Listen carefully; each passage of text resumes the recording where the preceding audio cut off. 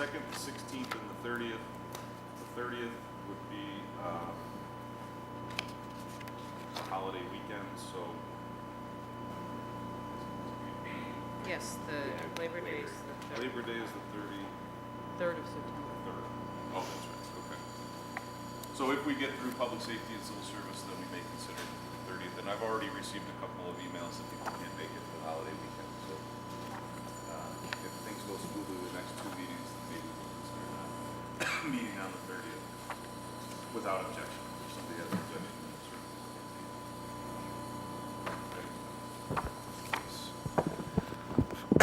Sorry. Friendly reminder that Channel 20 is broadcasting, so use your mics when speaking, please. So Rachel, I think all of us have read through, and on our agenda we have Part E, Safety and Civil Service, Chapter 25 and Chapter 27.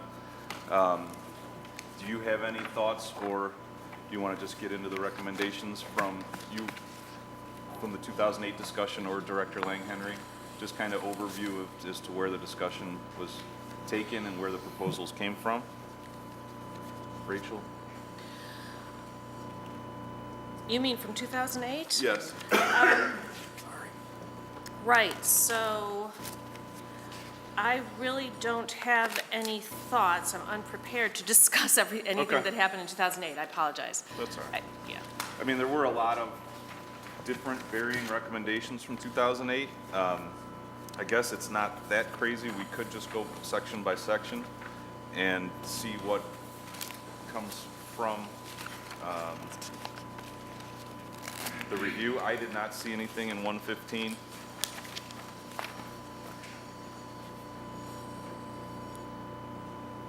Or 116, police force, control of the chief. I mean, that's pretty straightforward. And then the special policeman in section 117, there was a recommendation pertaining to the airport that I was familiar with.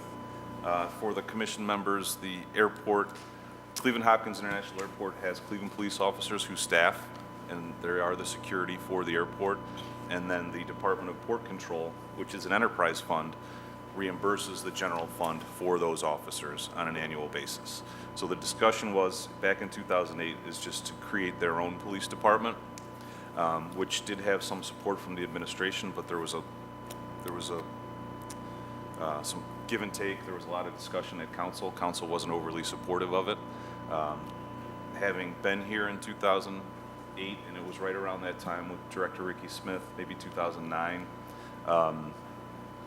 I was pretty vocally supportive of having members of the Cleveland Division of Police at Cleveland Hopkins International Airport, and it was safety driven, and just the training that our officers go through, the knowledge of the city.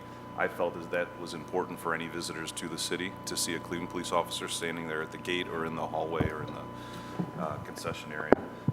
But certainly open to discuss it. Pros and cons. We have the director of public safety here. I haven't heard his views on this in a long time, but wondering if anybody has any thoughts. Mr. Chairman, Councilman Casey. can we go back to the proposed language in 116? Yes. We just had a legislation introduced, I believe, back in July Right. for deputy chiefs or commanders, additional commanders. How does that piece of legislation affect? Right, and I don't have that in front of me, but the administration crafted an ordinance and it was introduced in the July meeting, I think, to a recommended charter amendment to change, I think, I don't have the number, I don't have the ordinance in front of me, so forgive me, but I know it was, in essence, adding either deputy chiefs or commanders to the command staff of the Division of Police, because currently it's limited. And I would have to ask the council president to see where that is. I know, Director, when we spoke briefly, we were thinking about this ordinance that came up, but I didn't bring it with me. So could you shed some light on it? The ordinance increases the number of deputy chiefs to 5, Commanders up to 17. And one of the deputy chiefs, well, as it is now, and one of the commanders is for Homeland Security, one of the commanders is for community policing. And that we seems have- to be the essence of it. Don't we have a commander of community policing now? There is, it's the same. It continues that designation. It had been worded differently before. Before it said there were 11 commanders of police and that there may be a 12th commander for community policing. What this says is there may be up to 17 commanders, one of whom will be the commander for community policing. That's the change. And, Mr. Chairman, I know we don't have that piece of legislation in front of us today, but I would recommend to the commission that we delve a little deeper into that, since it was introduced as a charter change to council.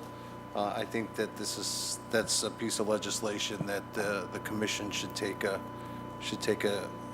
deeper look at as well.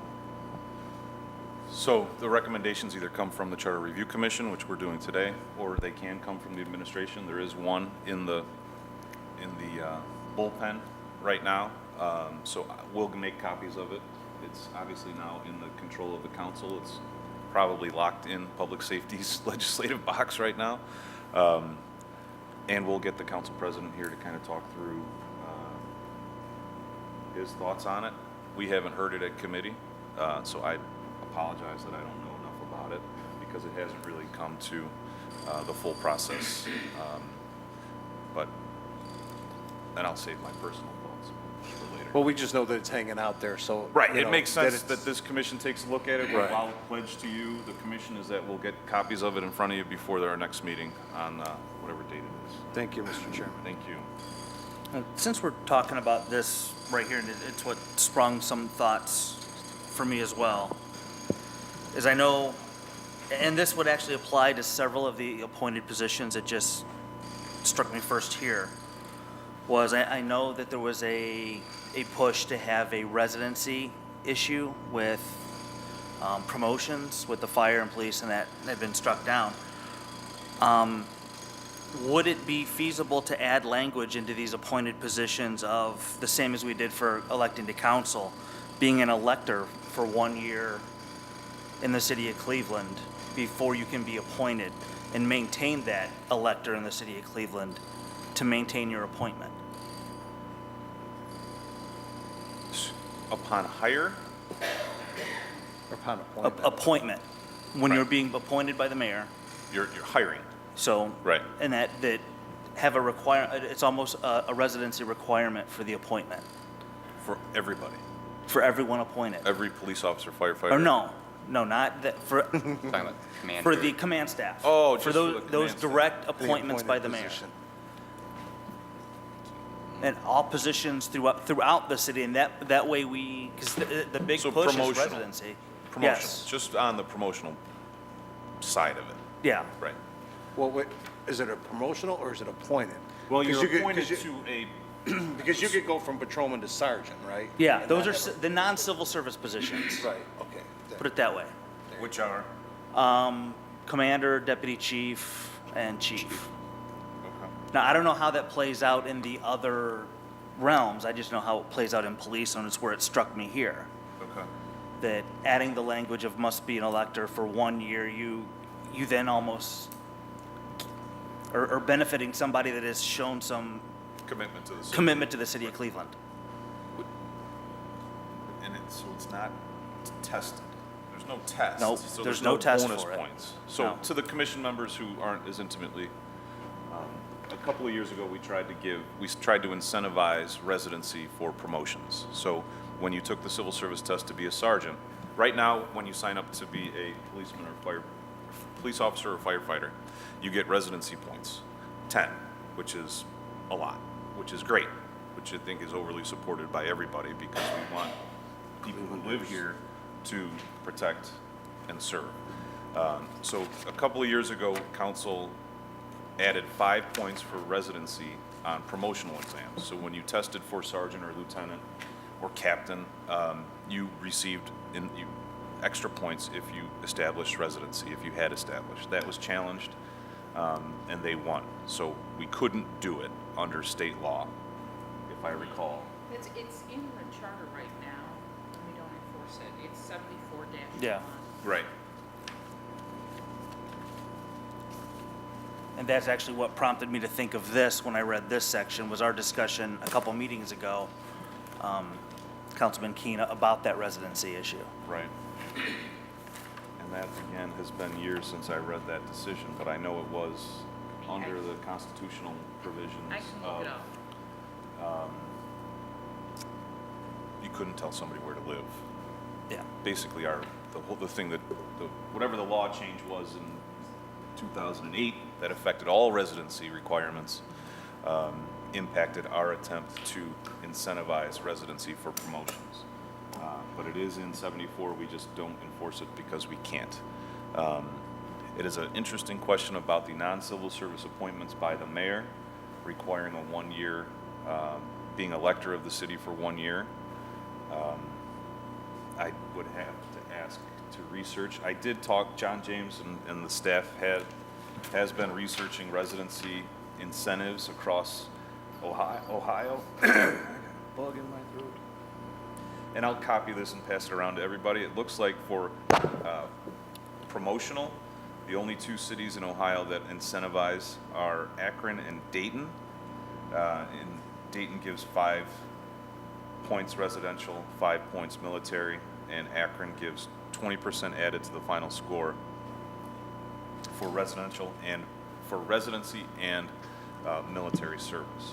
So those are the 2 that incentivize promotionals, How can they do that if we can't? because it wasn't challenged, Wow.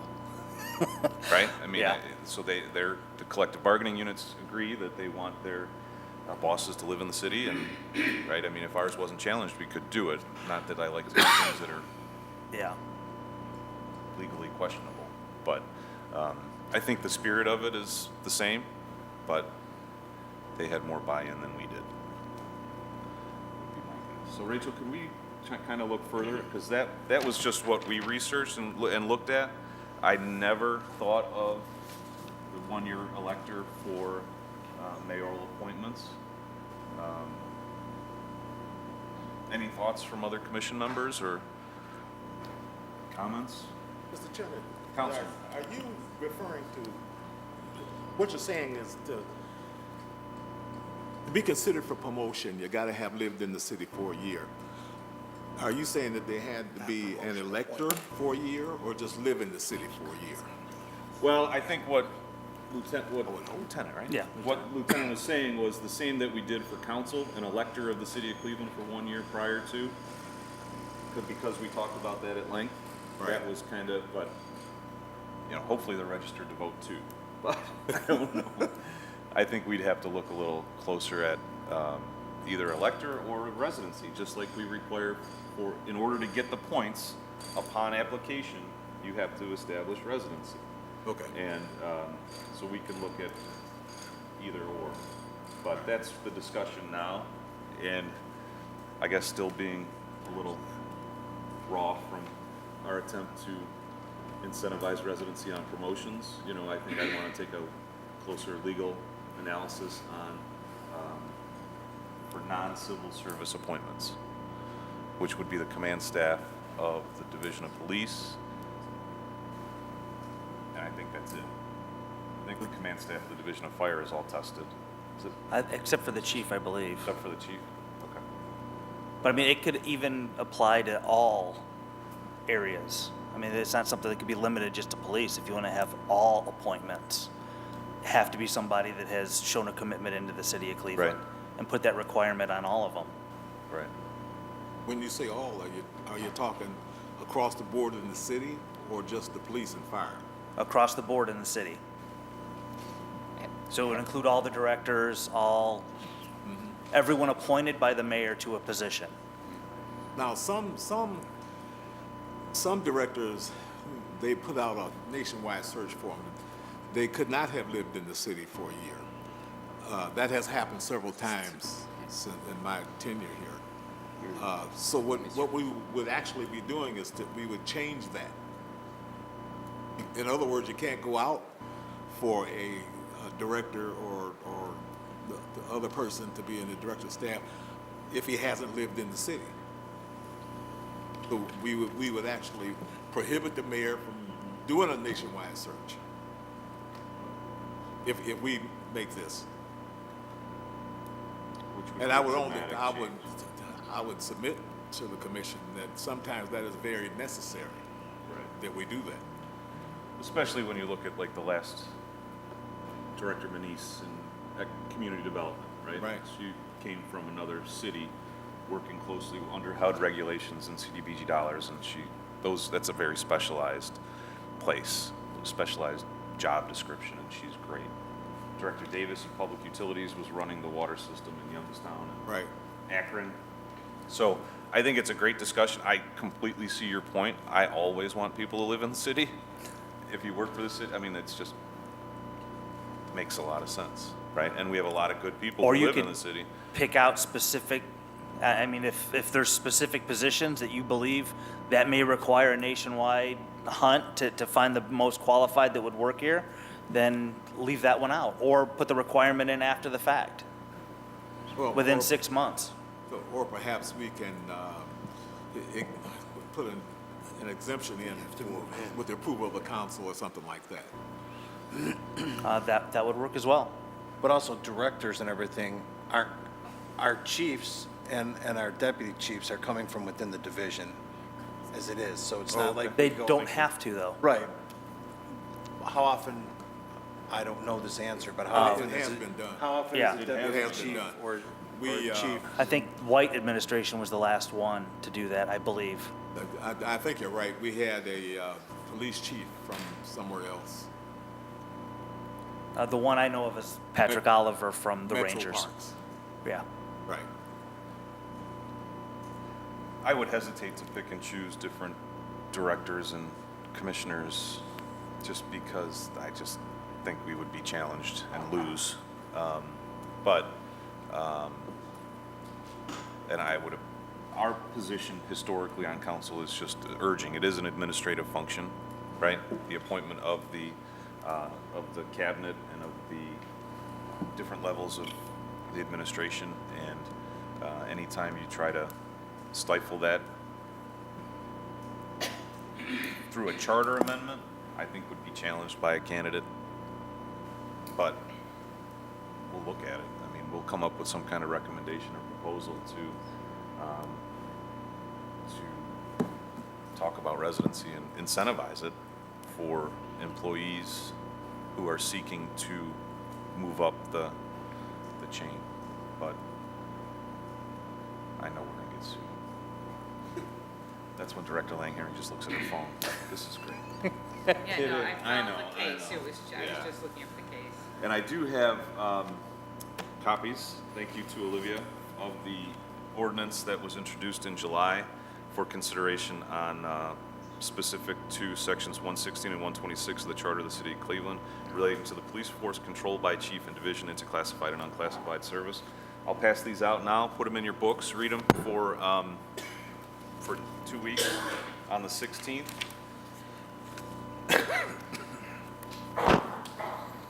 Short on that side. I gave them 4.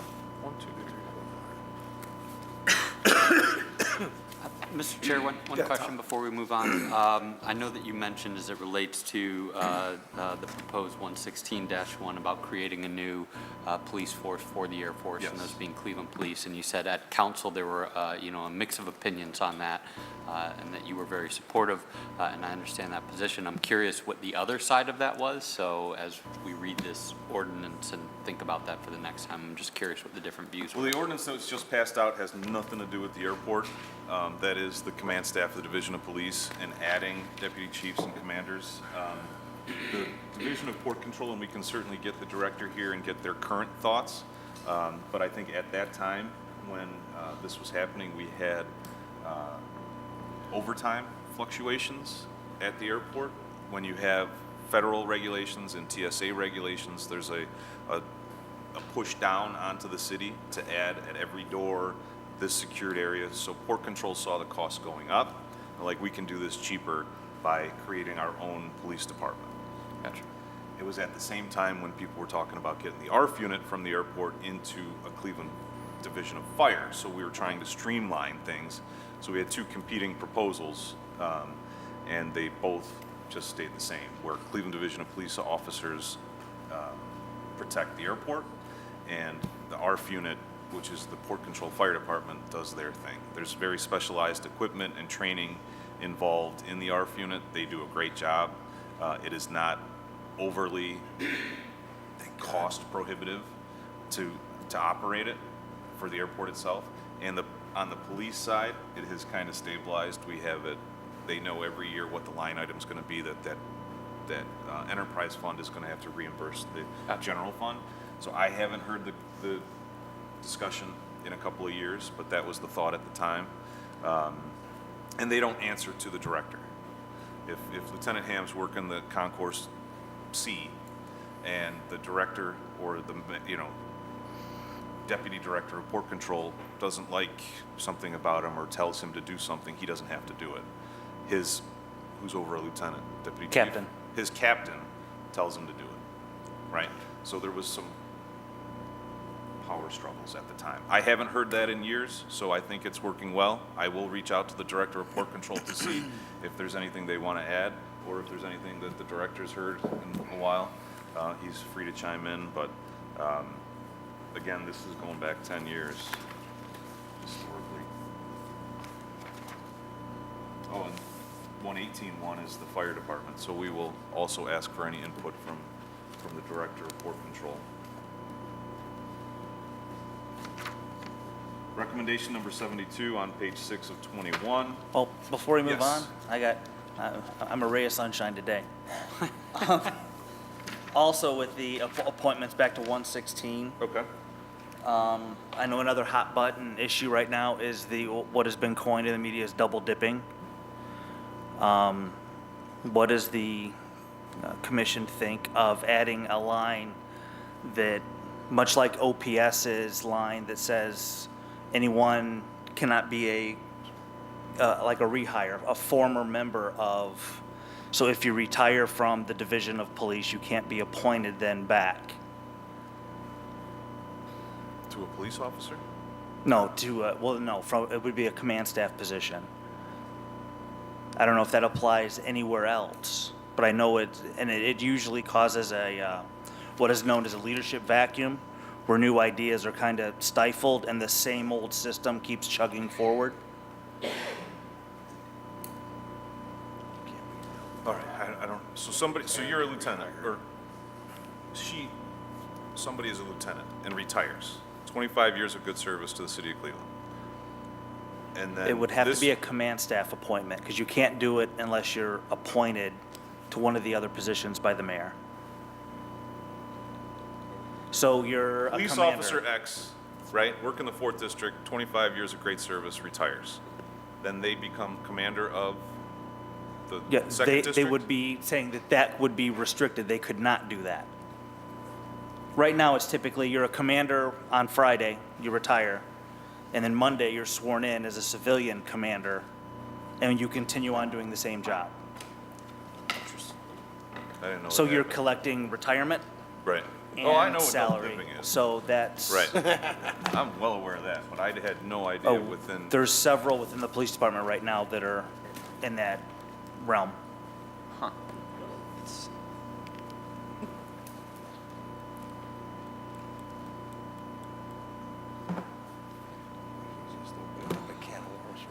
Yeah, I have no idea. I mean, I know that I'm never gonna defend double dipping or justify it. I know it's legal, right, under PRS. Yes. I know and it's, again, a purely administrative function, the best person for the job in the eyes of that current administration. But I honestly didn't know in the days of when there's different, police and fire pension board, the whole drop thing, whatever drop is through the That's state. part of the problem. yeah. Right? I don't understand it. I don't claim to understand it, but something at the end of your 25 years of service, you can start paying into something different. And then at the end of 8 years, if you retire, you get a check for a lot of money. You get the lump sum. Yes, of Oh. what your retirement would have been throughout that 8 years plus interest. So they get this 8 years going, and at the end of 8 years, you have to leave or you lose all that money. Okay, So what some of them have done have left at that 8 year mark and then on Friday and then been rehired on Monday, okay. or however they work it out. I honestly had no idea. I know a Mr. little bit Chairman. about the drop because everybody talks about it, Councilman. Help me. I think basically that's correct, but it, what it actually does is it hampers who's ever the mayor from hiring the best qualified person. Now, if he, as a double dipper, I know a little bit about this stuff. And Oh, no. okay, right. How that works is, how, well, I figured I better say it before somebody else does. How that, you got another one sitting Usually back there. usually how you work. I like that. How that works is, without the police and fire, when you work and every 2 weeks they take a certain amount of money out of your check and they put it in a retirement account. The city matches that. When you retire, that is your money. You can either have it given to you in monthly installments, or you can take it all. If you come back to work in whatever category, the same amount is taken out of your check and put it into another account. When you finally retire for good, that money is also yours because it was taken out of your check. If it weren't taken out of your check, it would be in your check. After a certain amount of time, after you retire, you can take that money out also, and the interest is almost 70%. Okay. Yeah. Wow. But the misnomer is that either the city, the county, or the federal government is paying you, and that's not true. That is your money that they took out of your check and put in an account for you. Okay. No, I understand that, and I obviously from a council side, from an elected official side, I understand Councilman Johnson's current predicament. But when it comes to appointed command staff positions and double dipping, as it's affectionately known, I don't have enough knowledge on it, and I think we would have to research it also to see if. Honestly, I didn't know it happened. Because I don't do think any there's 3 appointments, right I now. don't- I think there's 3. I can't say for sure, but I think there's Okay. 3. And your position is that in your opinion, there was somebody else who could have done the job and brought better ideas, new ideas. Well, and I've been to several leadership schools. If you Okay. don't have somebody ready in the wings, you failed as a leader. Right. And that's the way it is. And if you say, well, we don't have somebody ready in the wings to take over this position and do just as good of a job, then the person doing the position failed their position because they don't have that person waiting for them. And each person in line should have somebody ready to take Sure. over the reins. And just saying that that person came back on Monday in the same position doesn't mean there's somebody ready to do it. It's just that that person wasn't ready to go, or their boss wasn't ready to. Or their drop account just ended in their 8 years and they And have that's to the, go or that's the lose their thing, money. that's state That's law what that it- I yeah. will never, if you don't retire on this day, by this day, you lose a pot of money. You I don't lose a lot. understand it. Mr. And I don't Chairman, claim to understand it. One other point, is it really the decision of the person who is in office to groom and prepare another person to take his place? Is that his call? Yes, Is that the lieutenant's call? yes. Now, the reason I'm asking that is perhaps the mayor doesn't want that person. The person that's ready to take over the position. Right. Right. I think what the lieutenant's saying is that any good leader, any person in a position of authority needs to groom and prepare other people to step in should they not be there. That's being a leader, right? It's not all about me, That- it's about the team. Well, of course, that's being a And- leader and a team. Right. And if you do that for 5 years or 10 years or how many ever years, and the person who makes those appointments, that's not his, Right. whose call is it? Right, and some goofy state law that would cost them a substantial amount of money intervenes and says that person has to leave employment on this day. Like, that's the weird part of this, right? If you have if the appointing authority, whoever it is, has a good Yeah. relationship with the law enforcement officer in their cabinet, and a state law says they have to leave on August 1st, as the appointing authority, I'm gonna say, go ahead and go. I'm not gonna cost you all that money, but I need you back on Monday. Right? I know that's what I would see this in practice. I didn't know it happened, to be honest with you, because I don't know everything. But I think that it would be, no, I know, seriously. Serious? Seriously. You sure act like you do. It's law school, man. Yeah, I know it does. I hear you. I don't think that, I don't know. I wish you would have emailed me this. I think we could talk about it more. These are two big ones, double dipping, how it impacts the administration and the charter, and a one-year residency requirement for appointments to non-civil service protected positions. And again, we have 2 weeks to kind of formalize before we reconvene on public safety, and I would invite all members of the administration and the unions or public safety to come on that date, but interesting. Anything else to add? You got another one? Yes, I got another one. All right, let's go. 116 again? Yes, still Okay. 116. And this was brought up to me by several fellow employees. I told them to submit it. Apparently they haven't, or they haven't got to it yet. Okay. But the point they wanted was that any appointment to the command staff should be the rank of lieutenant or above. Right now, it's any promoted officer, so it's sergeant, which is the first rank, who technically is still a line supervisor. And they think the command staff should have always have somebody with experience as an administrative supervisor, which starts at the rank of lieutenant.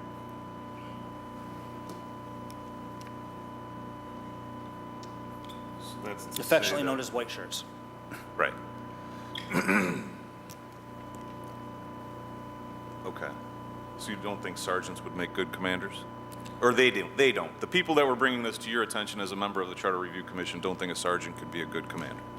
Well, I would also argue that the chief says that because our policy says that a sergeant cannot act as a commander even temporarily. A sergeant can only act as a lieutenant. You can only act one. Only the sergeant can only act one above. The lieutenant, captain, they That can in go. here? No, that's in our policies. Okay. Okay.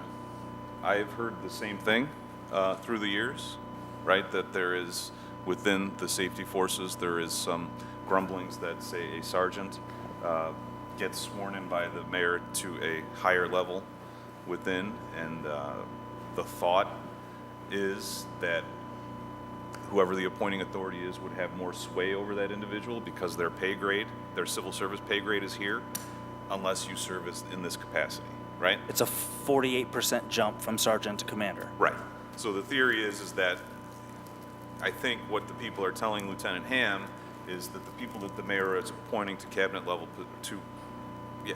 the chief, command level. Sorry. If they don't do what the mayor tells them to do, they go back to sergeant and a 48% pay reduction. So it's been rumors for years, right? I mean, it's been an application for years. I've actually never seen it. I've never seen a commander that I've worked with tell somebody no because I don't want to get demoted to sergeant. But we can draw it up and see what it looks like. I don't know where you would put it. I mean, would it be right in 116? I believe it would fit in there because that refers to all the deputy chiefs and commanders. So And as the a appointments. basically as a pre-qualification to being a command staff officer in the Division of Police, you would need 1 year as an elector and at least the civil service status of lieutenant or above. Yeah, I'd even say maybe require the number of years of a lieutenant, but that's that may be going too far. We've dealt with those years in grade. Secretary Spring could, I don't want to get into that. That's a nightmare. When you go years in grade in order to take a supervisory test or something, But I think, Rachel, we understand Lieutenant's proposals for consideration. I think we need to clean it up, make sure they're Yeah. legal, and then talk about it in 2 weeks, if that's all right. Oh, that's fine. I just want to bring it up. That's what we're here Mr. for. Chairman, I have a question for Yes. Lieutenant. You know that between sergeant and commander is 48%? Yes. Right? Do you know what it is from lieutenant to commander? It was 16% less. Each rank is 16%. 16% Yeah. is what each. And once you get to commander, it's the 48%, approximately 48%. Okay. So between lieutenant and sergeant is 16%? Yes. Different, okay. Unless that changes contractually, which right now it still is. Right, okay. Thanks, Mr. Chairman. But we all know that money doesn't drive leadership, nor does pay, nor does status. We want the best people serving in our safety forces at all levels. Right, Lieutenant? Absolutely, sir. My man. All right. Anything else? Lieutenant? I'm done with That's it right three. now. With 116, we're good. For future considerations. I don't want to talk about the airport. I'm going to call the director of the airport about the police department and the fire department. Any partners in the room have not raised their hands or yelled at me, so I think that sounds good. 119, suspension of police and fire, suspension of chief, appeal to Civil Service Commission. I had a question. Yes. About Nick. why. I mean, this isn't a huge deal, but why is there a specific provision for the suspension of fire chief, and there's nothing about the police chief? Not. I mean, just out of curiosity. No, why because the fire chief, I know that. I there's a believe reason. they were Appointed. civil service positions back then. The chief. I think the fire chief was the last one to come off of being a civil service position. So that would mean that the mayor would need special permission to intervene to suspend a chief that had the position through Right. civil service For protection. civil service protection. I'm not absolutely It sounds sure, right. but 51 was when it was amended. It's from 1951, right? But I think that's when it became a protected, it was civil service protection at that time, and now it's not? I think there don't are still believe so. protections for the fire chief, not the police chief. The fire chief is still civil service. Is he The still fire civil- chief is okay. still civil service. It's the only one. The police chief is not. The police chief is an appointment by the mayor. So in order for the mayor to do something to the chief for habitual drunkenness, gross immorality, neglect of duty, or failure to obey orders, they need charter authority. That's awesome. I did know there was a difference, I just couldn't remember it. So, does that answer your question? The fire chief is a civil service protected position. Okay. No other chief is. But is the fire chief appointed? By the mayor, yes, but it's Right. a civil service, it's within the rules of civil service.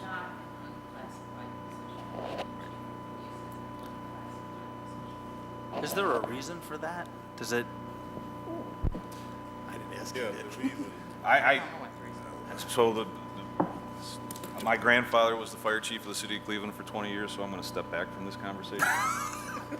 I'll let anybody else talk about it, but. I mean, it's just for curiosity's sake. Is there a reason why this one is separate and looked at differently than others? Does that mean, Mr. Chair, that the fire chief is or is not at will of the mayor? He is not in the unclassified service.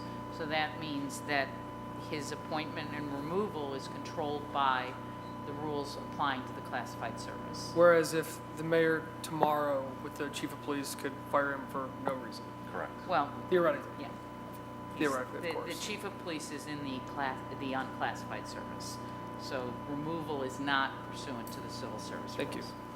So is either unclassifying the fire chief or classifying the police chief a conversation that we should have?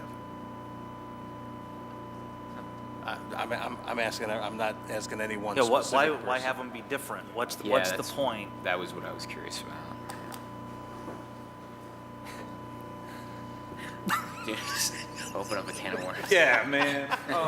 That's what we're here for. Yeah, so, the fire department has historically, given the number of, employees and their budget and the annual overtime, the chief would be fired every day.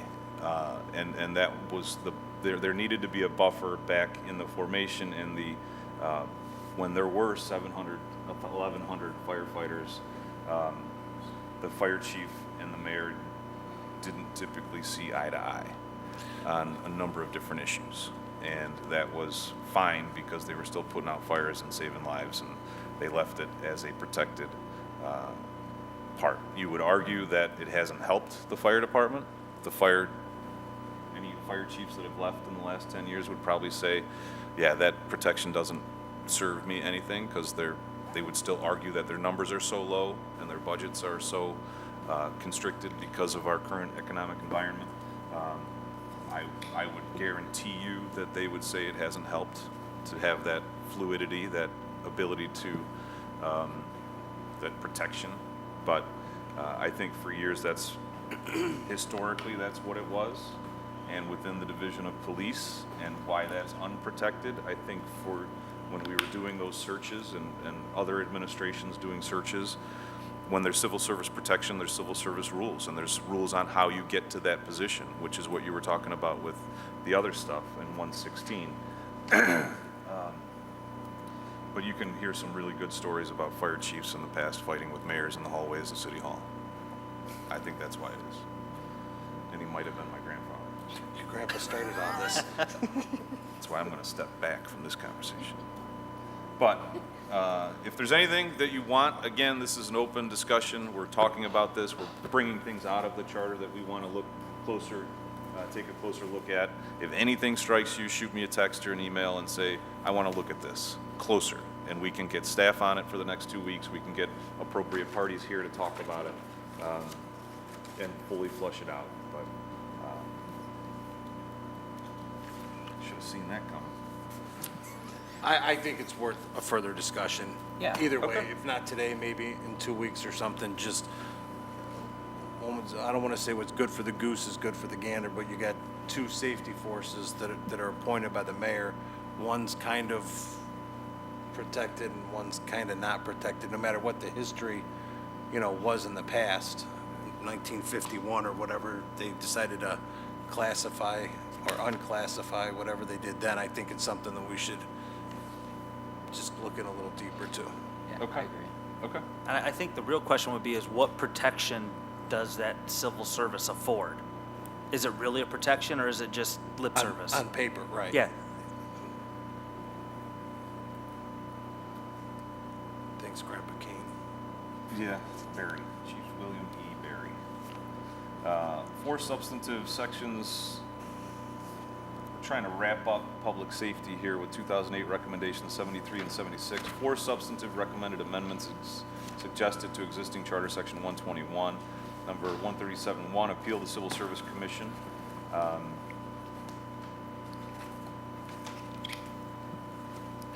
just some renumber and relocate. But I think With that, Director? yes. The thinking back in 2008, that particular provision doesn't apply just to the fire or to the safety forces. It seems to be Everybody. misplaced.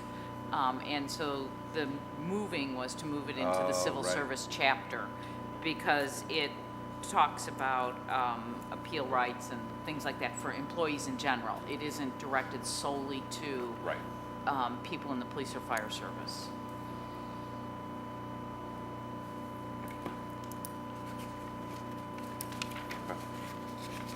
So we've had a lot of kind of pull-out issues with public safety. Is there anything else before we move to Chapter 27, Civil Service? And we can talk about these in the Civil Service section to see if there's any, I guess we should just knock it out now. The appeal the Civil Service Commission, so a non-probationary employee. Is that existing language, Director? No. There were several recommendations regarding this provision. One was to move it into the civil service chapter and renumber it 137-1. Okay. Just move it. But then there were substantive changes proposed as well to have that appeal provision apply solely to probationary employees.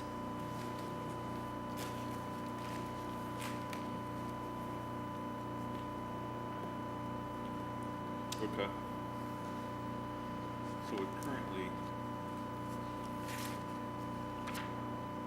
well, we're gonna get to it, but there currently is not language about the, for more than 3 days demoted or, That's not in the civil service rules, it's there. Okay. Currently, if you are suspended for less than 3 days, you do not have, or suspended more than 3 days, you have the right to appeal. okay.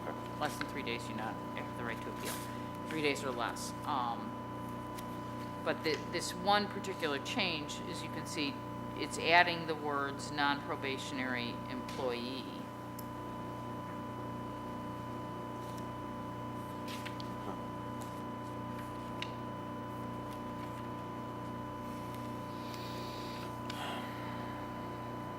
I still don't see how the current charter restricts the ability to suspend, demote, or dismiss any employee, probationary or non-probationary. So is that in section,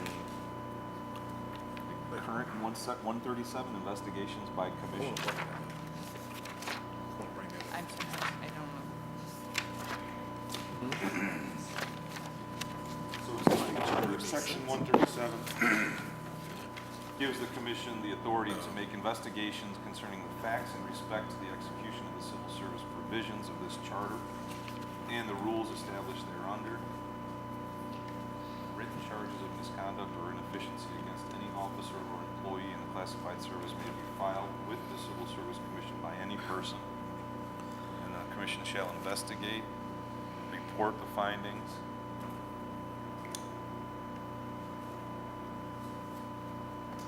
Yeah, I don't see how it's, so this is much more specific in new language as to a non-probationary employee, which means an employee of the city, because a probationary employee can Currently, the probationary employees are addressed in 131.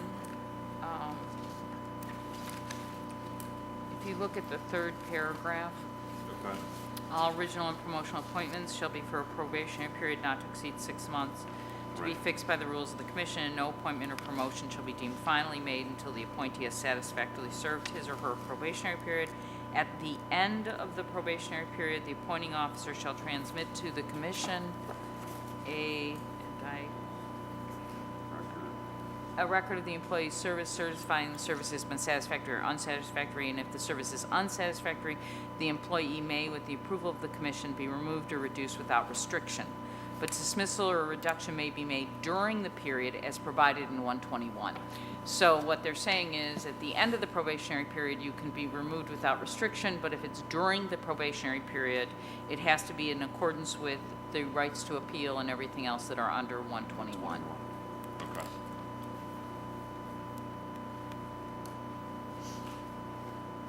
And the proposal, Was to The limit the right to appeal to so only a civil non- service protected employee who is not Non. affected by 131, which is controlled by 121, they want this to apply for someone who is, Well, this currently applies to all employees, including probationary employees. The I exemption was see, to make okay. it not apply to probationary employees. So could That was the recommendation at that time. so the argument is that a probationary employee could not file a grievance with the, about being terminated That's correct. or suspended, or That's correct. that basically you just have to accept it because you're in this position, whatever. you Okay. have That's not correct. reached protection. That was the, Yes. that was the proposal back Okay. in 2008.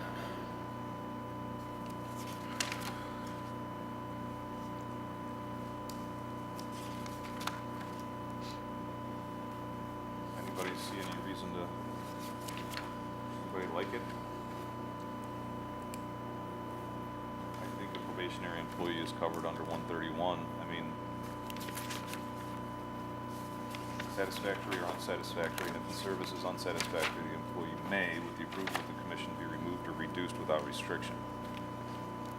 That's during the probationary period. during the probationary period. At the end, it's a different Right. way of But it still addressing it. takes an action of the commission. During, not at the end. Right. Well, at the end of the probationary period, it takes an official action by the commission to either make them. Oh, you know, I see what you're saying. You know what I mean? Yes, yes, So no, there's I was still- thinking of, They're still afforded opportunities before the commission as a probationary employee. Argue. And I think in practice, because I've seen their agendas, they're littered with. I didn't mean that in a negative way. There's a lot.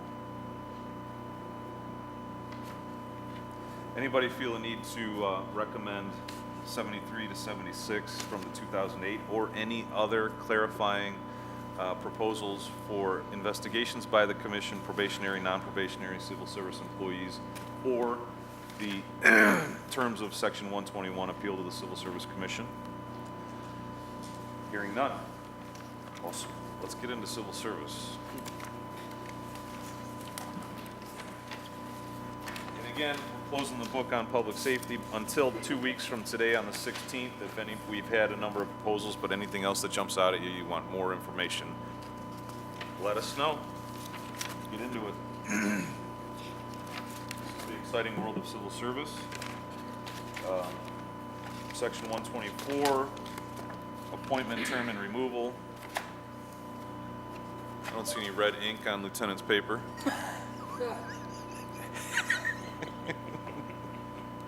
Sorry, you deserve that. Sorry, it's my policy days. You red ink it, that way you see it. 125, officers of commissions and salaries. There was a recommendation in 2008.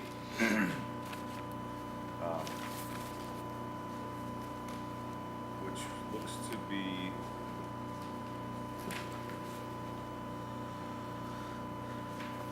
civil service staff. Sufficient funds shall be appropriated each year to carry out such. Salaries of chief examiner and other subordinates shall be fixed by the Secretary of Civil Service Commission. there were two changes. One was to have the secretary be the appointing authority for the other officers and employees rather than the chief examiner. Right now, it says the Civil Service Commission shall designate one of its members as president, shall appoint a chief examiner and such other officers and employees as may be necessary. The change in 2008 was to change that so that the commission appoints the chief examiner, but the secretary appoints other officers as may be necessary. That was one of the changes. The other was the current charter has the salary fixed by the commission. Right. It changed it to have the salary fixed by the secretary of the Civil Service Commission.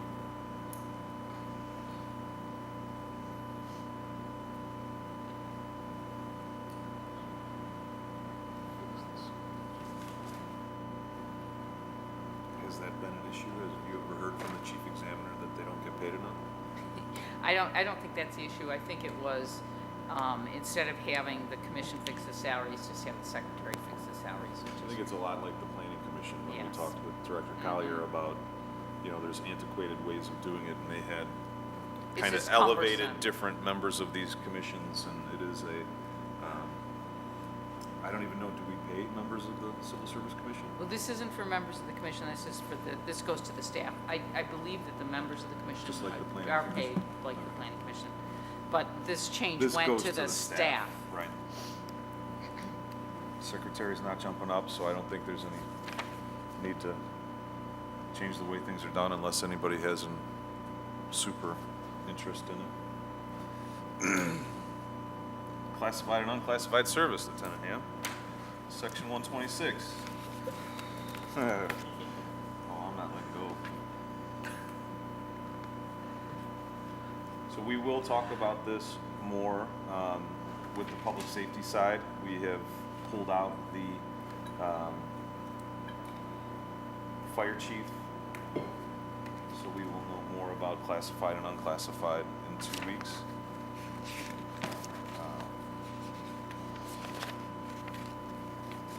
Mr. Chairman, if we just could, before the next 2 weeks, is there any way possible you could get a breakdown of the current deputy chiefs and what falls under their authority, under their title. Okay. And then what the current 11 commanders are commanders of. We know we have 5 police command, 5 district commanders, just so that other members of the commission are aware of how that's kind of I spread can out get you around the city. organizational chart. Yeah, That's, Right. we have a policy on that. That would be. John's typing. But we could get the organizational chart via email, and then obviously the list of, that shouldn't be I'll that send hard it to to get. Alan and. Okay. Awesome. Enactment of the civil service rules. This called for, they had a recommendation that it be printed in the city record prior to consideration by the commission at a regularly scheduled meeting. I